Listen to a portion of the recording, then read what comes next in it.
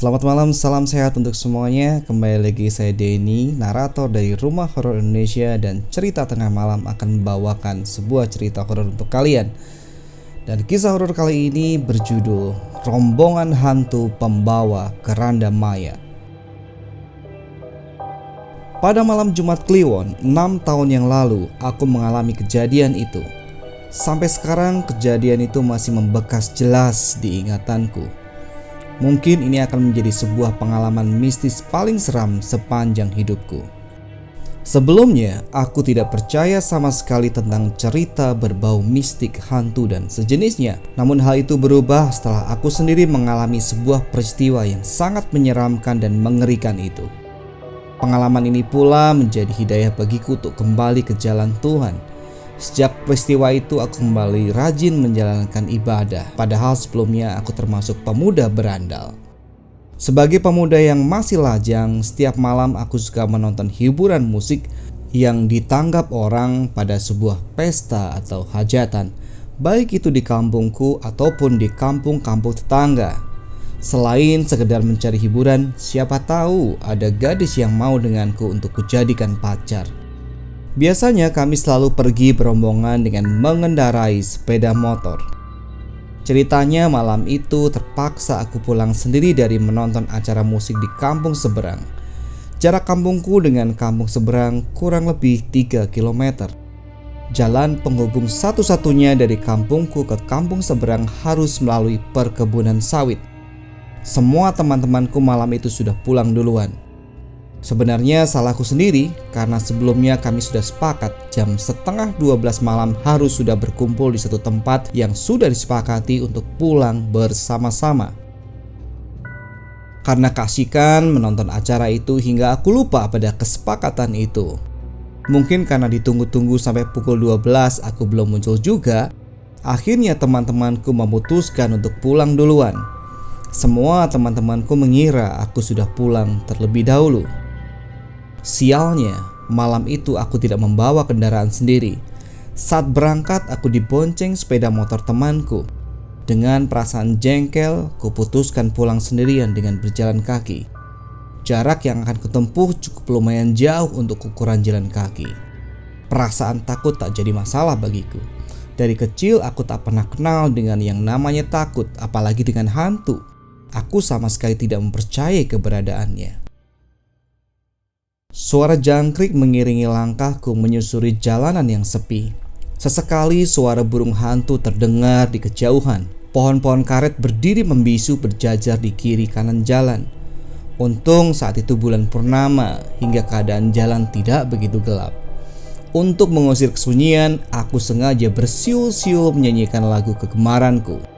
Anehnya, begitu sampai di tengah-tengah kebun kelapa sawit, entah mengapa tiba-tiba saja badanku merinding. Kulihat jam tangan menunjukkan pukul 1 malam. Tiba-tiba sebatang cabang kayu yang cukup besar jatuh tepat di hadapanku. Suaranya mengejutkanku hingga jantungku hampir copot. Karena menghalangi jalan, ku coba untuk menyingkirkan cabang kayu itu ke samping.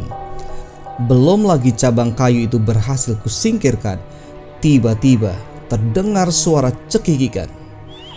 Suara itu nyaring sekali. Hati kecilku berkata, jangan-jangan itu kuntilanak. Kuperhatikan sekelilingku, tetapi tidak ada apa-apa. Kembali suara tawa cekikikan itu terdengar. Kembali kuperhatikan di sekelilingku, tapi tetap aku tidak melihat apa-apa. Hanya pepohonan sawit yang berdiri mematung tertimpa cahaya bulan. Lagi-lagi suara tawa cekikikan itu terdengar. Kali ini malah lebih keras dan berulang-ulang.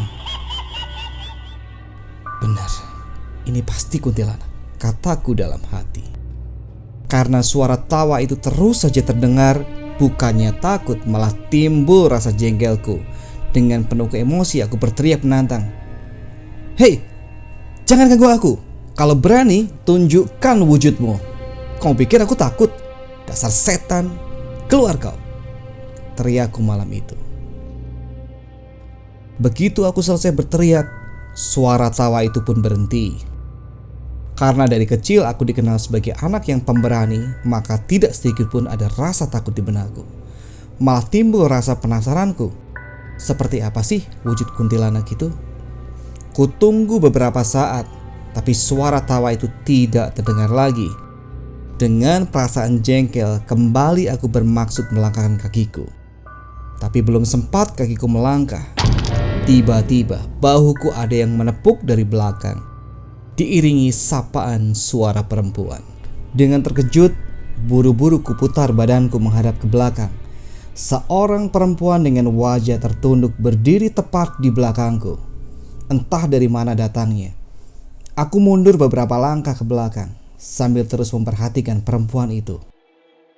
Kulihat baju putih panjang yang menutupi kaki dan tangannya. Saat itu aku juga mencium aroma bunga kantil. Belum sempat aku bertanya pada perempuan itu, tiba-tiba dengan perlahan-lahan perempuan itu menengadahkan mukanya. Di keremangan malam, kulihat wajah perempuan itu pucat sekali. Kedua matanya bolong, rambutnya awut-awutan, dan dari kedua lubang matanya memancar sinar merah. Spontan rasa takut menyergapku. Baru kali ini aku merasakan ketakutan.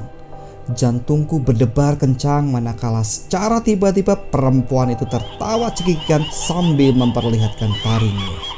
Lalu kedua tangannya diacungkan padaku seolah ingin mencekiku.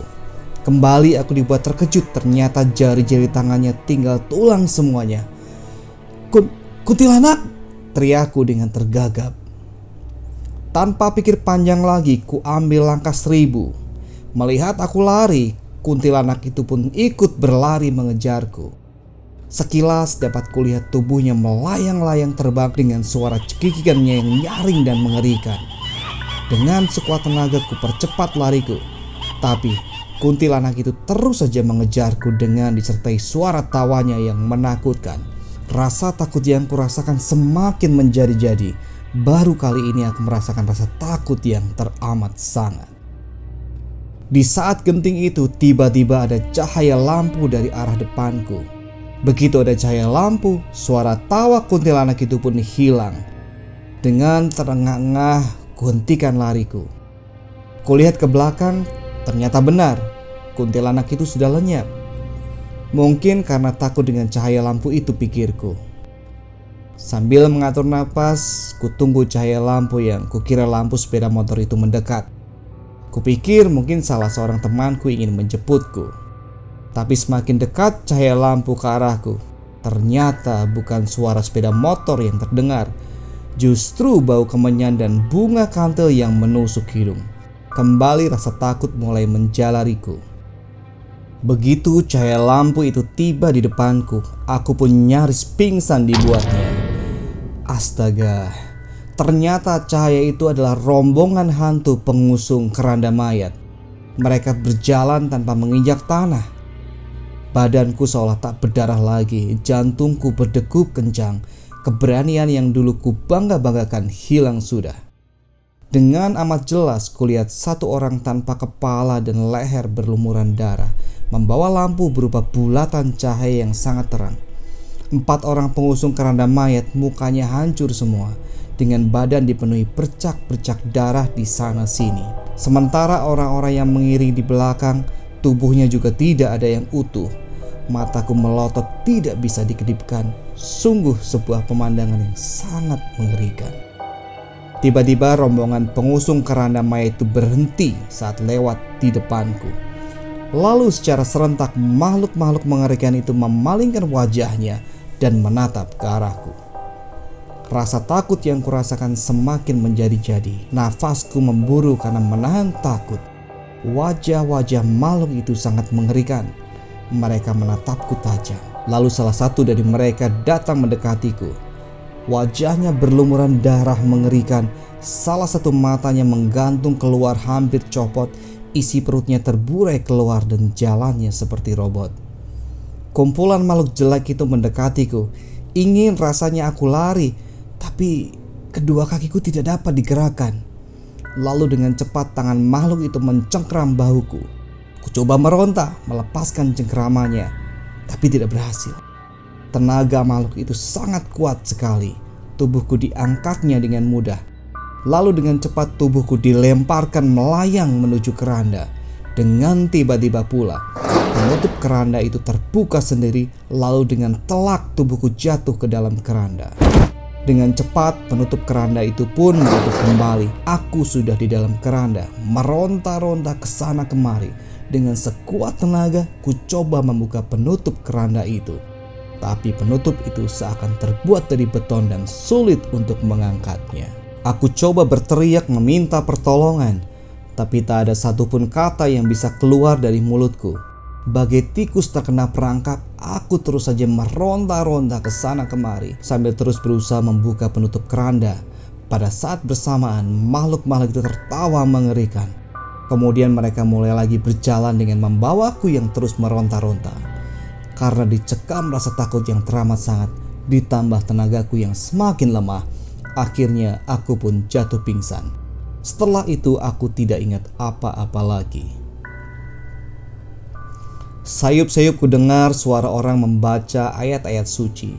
Sesekali diiringi suara orang memanggil-manggil namaku. Dengan perlahan-lahan ku coba membuka mataku. Kulihat di samping kananku ada Pak Ustadz yang sedang kusyuk membaca ayat suci. Sementara di samping kiriku kulihat ibuku yang tengah memandangiku dengan kedua matanya yang sembab, menandakan kalau ibuku habis menangis. Begitu melihatku membuka mata, langsung ibuku memeluk dan mencium pipiku sambil terus menangis.